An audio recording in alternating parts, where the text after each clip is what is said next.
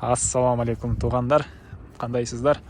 Назарыңыздарда базар жоқ каналы. Бүгін мен Бишкек шаарынын түштүк тарабы Жал айылында турам, туғандар, село Жал.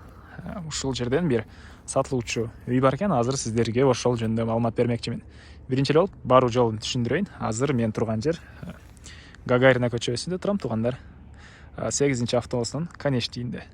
Бул село Жалга Бишкек шаарынан 8-ci автобус, анан 396 маршрутта келет экен.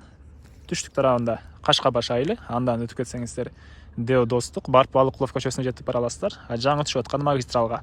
Эгер сиздер то тарапты карап, түштүк тарапты карап кетсеңиздер Сарбан айылы, андан кийин Байгелди, ушундай айылдар болуп кетет.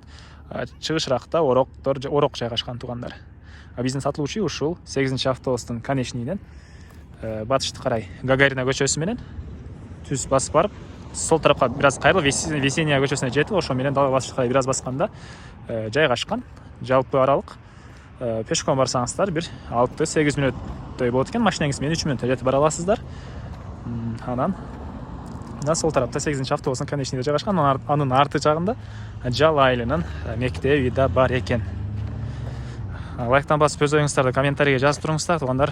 Группалар менен бөлүшүп койсоңуздар, мага үй ээсине жана кимде бирөө ушундай үй издеп жүргөн болсо, ошол адамга да чоң жардам болот. Весенняя көчөсү менен батышты карай келип, сатылуучу үй жайгашкан көчөгө да жетип келип калдым. Тугандар, келе берсеңиздер, Весенняя көчөсү ушул жерден бүтөт. Бүткөн жерде бул жакта мындай кирпичтен болгон забор бар. Ал жакка өтүп кетпейсиздер. Ал жактагы мындай кичинекей көчө бар экен. Ушул бүткөн жерден сол тарапка кайрылсаңыздар, катардагы 3-чү үй, бүгүнкү чыгарылыштагы сатылуучу үй болуп калат. Келүү жолун түшүндүргөнчө сатылуучу үйгө да жетип келип калдым. Мына бул сатылуучу үйдүн көчө тараптан көрүнүшү. Көрүп турганыңыздардай ворот орнотулган. Көрүп турганыңыздардай көчө тараптан блок менен тосулуптур. Бул чоң дарактагы, бул чоң экинчи дарактагы үй ээсине караштуу экен. Андан ары жана көрдүңүздөр, мектеп бул жакта бар. Садик, больница бар экен, тугандар. Андан ары мына бул короосунун көрүнүшү. Жердин аянты 30 соток. Документтер боюнча бар экен. Суу, свет, отопление бар, тугандар. Киргенде эле бул жакта үйдүн батыш тарабында ушунча жер бар экен. Алды тарабына бир 2 машина, бул жана дагы көп эле машина баткандай жер бар экен.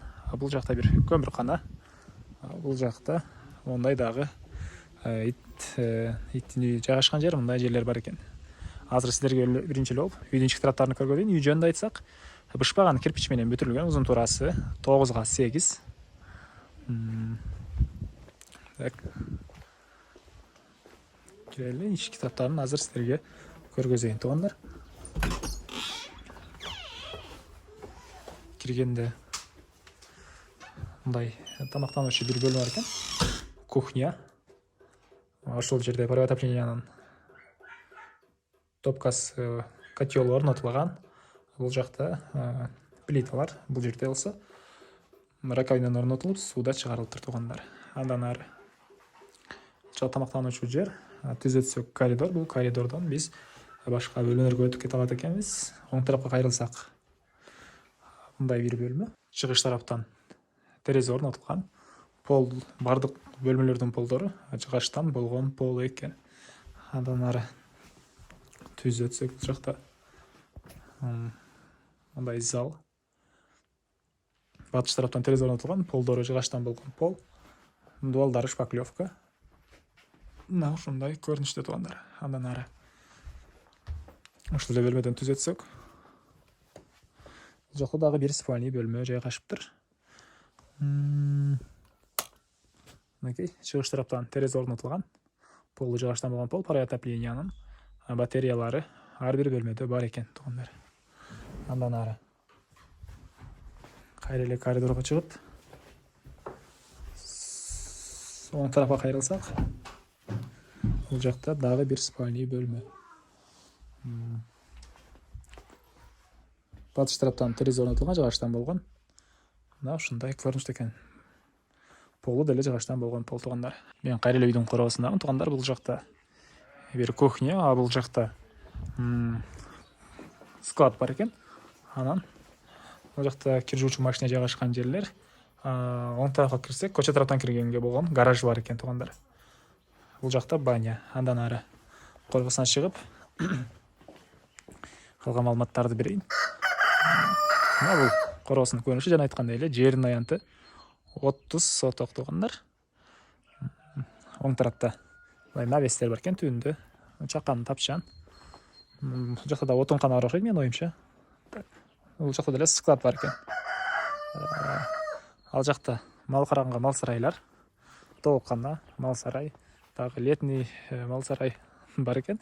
Өрүк багы. Бул жакта кандайдыр бир жер жемиш экенге жерлер да бар. Окей.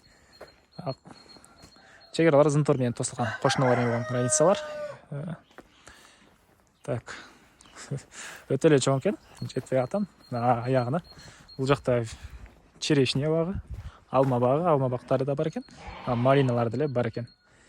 Эми бул үйдүн баасына $65,000 деп атышат. Сүйлөшүүлөр болот. Эсинин номерин экранга калтырам. Звонок кылып сүйлөшүп көрүңүздөр туугандар. $65,000 сүйлөшүүлөр болот. Негизги маалыматтарды кайталай кетейин. Жал айылы, село Жал, Бишкек шаарынын түштүк тарабы. Абасы таза жакшы жер. Жердин аянты 30 соток. Документтер боюнча баары бар. Үй узун турасы 9x8. Бышпакан киришинен бүтүрүлгөн. Алды тараптары көрүп турганыңыздардай склад, гараж жана башка машиналар деле бар. Бул жакта мына мал сарайлар. Звонок кылып сүйлөшүп көрүңүздөр, сүйлөшүүлөр болот туугандар.